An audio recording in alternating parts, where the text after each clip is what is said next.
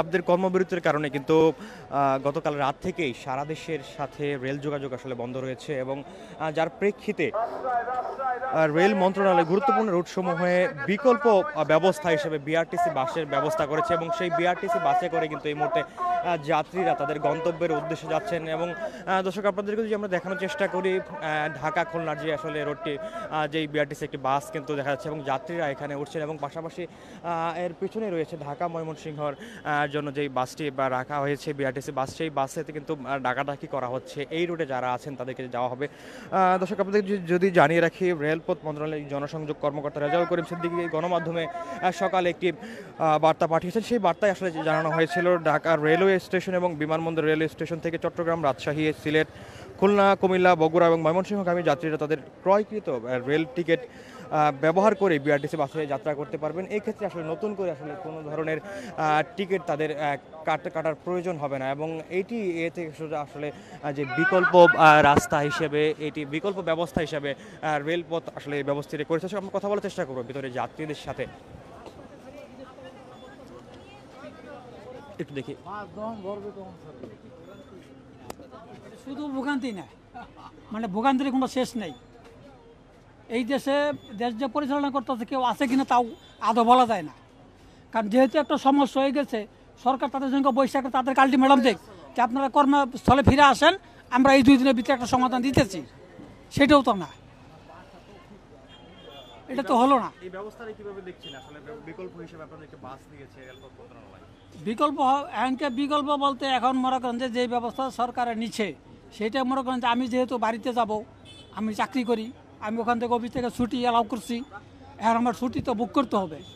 এখন মনে করেন যে নিরুপায় হয়ে মনে করেন যে এখানে আমি উঠছি, এছাড়া তো কোনো উপায় নাই। আর আমার তো ট্রেন ছাড়া কথা 11:30, অনলাইনে টিকিট কাটা আমার। গতকাল রাত্রে 12টা থেকে নাকি ট্রেন বন্ধ, তথ্য থেকে বললো তারা।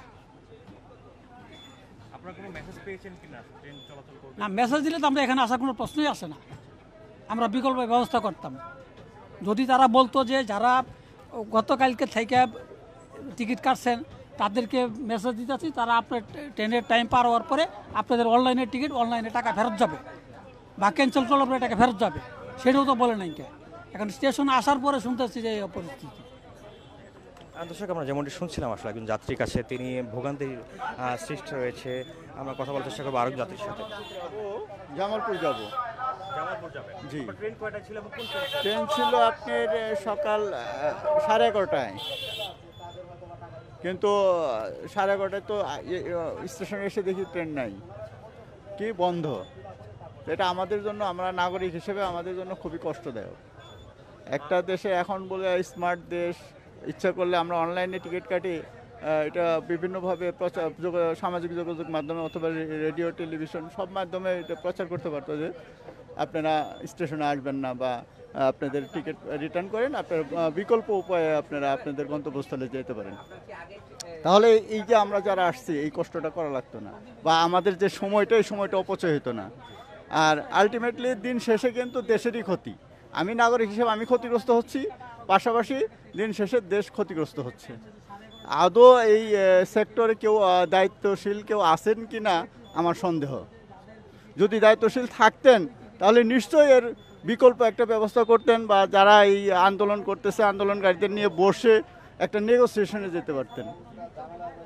একজনের দাবি থাকতে পারে, সেই দাবিটা কিভাবে সমস্যা সমাধান করা যাবে, দাবিটা কিভাবে মেনে নেওয়া যাবে বা মিনিমাইজ করা যাবে, তাদের সঙ্গে বসে এটা করতে পারতো। কিন্তু জনগণকে এভাবে ভোগান্তি দেওয়ার কারো অধিকার নেই। কিন্তু আমরা কার কাছে যাব? যাওয়ার কোনো জায়গা নেই।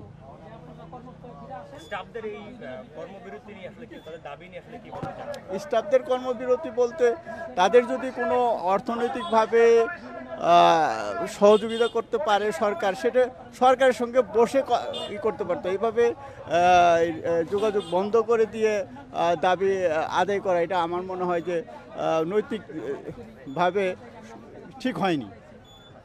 তারা সরকারের সঙ্গে আগে নেগোসিয়েশন করতে পারতো, তাদের দাবি জানাতে পারতো, সরকারও যথাযথভাবে সেটা আমলে নিয়ে সমস্যা সমাধানের দিকে এগিয়ে যেত, তাহলে জনগণকে এই ভোগান্তিটা করতে হতো না। দর্শক, আমরা যেমনটা আসলে শুনছিলাম, একজন যাত্রী যেমনটা বলছিলেন তিনি জামালপুর যাবেন, কিন্তু তাকে আসলে কোনো ধরনের তথ্য আগে থেকে জানানো হয়নি এবং যার কারণে তিনি আসলে এই ভোগান্তির মধ্যে পড়েছেন। তিনি আরও বলছিলেন যে আসলে এই যে দাবিটি রয়েছে যাত্রীদের, সেই দাবিটি আসলে রেলওয়ে আসলে স্টাফদের যে দাবিটি রয়েছে সেই দাবিটি নিয়ে তারা সরকারের ঊর্ধ্বতন কর্মকর্তাদের সাথে কথা বলতে পারতেন, কিন্তু তারা যেহেতু কথা বলেননি সেই বিষয়ে যাত্রীদের কীভাবে জিম্মি করে তো কোনো ধরনের দাবি আদায় তারা আসলে কোনোভাবেই মেনে নিতে পারছে না। এই মুহূর্তে আসলে বিআরটিসি বাসে যারা রয়েছেন কর্মকর্তারা, বাস সংশ্লিষ্ট, তারা কিন্তু এই মুহূর্তে তারা বিভিন্ন রোডে যাত্রীদের কোন বাসে যেতে হবে সেটি কিন্তু ডাকাডাকি করছিলেন মাইকের মাধ্যমে, এবং যাত্রীরা কিন্তু আসছিলেন তাদের গন্তব্যের উদ্দেশ্যে এবং কোন বাসের মাধ্যমে তারা তাদের গন্তব্যে যেতে পারবে সেই বিষয় নিয়ে তারা কথা বলছিলেন। আমরা কথা বলার চেষ্টা করব আসলে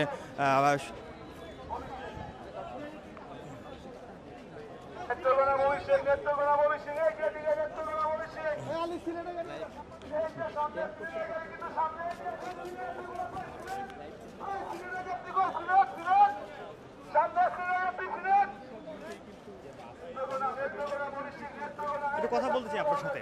আমরা আসলে কথা বলবো সড়ক পরিবহনের একজন কর্মকর্তার সাথে। আমরা কোন কোন রুটে বাস আসলে চলাচল করছে? এখানে ট্রেন যাতে সারা বাংলাদেশে চলে, সারা বাংলাদেশে ট্রেন বন্ধ।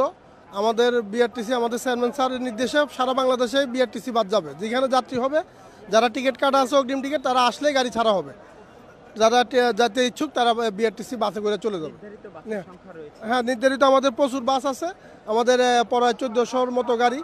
প্রয়োজন কর্মের আমরা সব গাড়ি এখানে সারা বাংলাদেশে ছাড়ার জন্য আমাদের স্যারের মানুষের যে ভোগান্তিটা হচ্ছে, একজন মানুষ বলছেন যে তার 7টার সময় ট্রেন ছিল, এই যে ভোগান্তিপনা, এটি আসলে রেলওয়ে কর্তৃপক্ষ তাদেরকে যদি আগে জানিয়ে দিত। হ্যাঁ, এটা আসলে রেলওয়ে প্রতিপক্ষের, এটা ওনাদের কীভাবে আন্দোলন করলো সেটা আমরা তো জানি না। ওনারা যদি এটা অগ্রিম জানাই দিত যে আমাদের ট্রেন বন্ধ থাকবে বা আমরা টিকিট বিক্রি করবো, তাহলে হয়তো মানুষের হয়রানি ভোগান্তিটা হইতো না। কিন্তু এখন মানুষ তো অগ্রিম টিকিট কেটে নিছে, মানুষ বন্ধুস্থানে যাওয়ার জন্য আসছে, আইসা দেখছে ট্রেন বন্ধ, বাচ্চা কাচ্চা নিয়ে আসছে, মানুষের অনেক অসুবিধা। এই অসুবিধা দেখে আমাদের চেয়ারম্যান স্যারের নির্দেশে, উপরে প্রতিপক্ষের নির্দেশে আমাদের বিআরটিসি সেবা আমরা দেওয়ার জন্য এখানে আপনার খুলনা, সিলেট, চট্টগ্রাম, ময়মনসিংহ, রংপুর এদিকের গাড়িগুলো ছেড়ে যাচ্ছে রীতিমতো।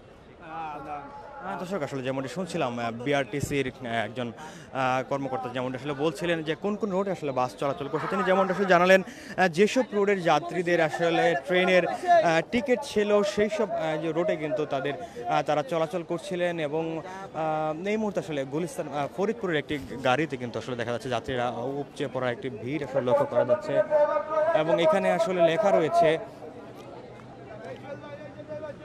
ঢাকা, টাঙ্গাইল এবং নাটোর, রাজশাহী হয়ে এই রোডটি এবং এই বাসটি যাবে, এবং এই পথের যারা যাত্রী, রেলওয়ের যাত্রী ছিলেন তারা কিন্তু এই বাসেই উঠছেন, এবং তাদের কিন্তু দীর্ঘ সারি আসলে দেখা যাচ্ছে, লাইন দেখা যাচ্ছে, তারা কিন্তু সারিবদ্ধভাবে ওঠার চেষ্টা করছেন, এবং সেই ঢাকা, টাঙ্গাইল, নাটোর, রাজশাহীর যারা আসলে যাত্রীরা রয়েছেন, তাদের যে ট্রেনের যাত্রী যারা ছিলেন তারা কিন্তু এই মুহূর্তে বিআরটিসি বাসের মাধ্যমে তাদের গন্তব্যে যাওয়ার চেষ্টা করছেন।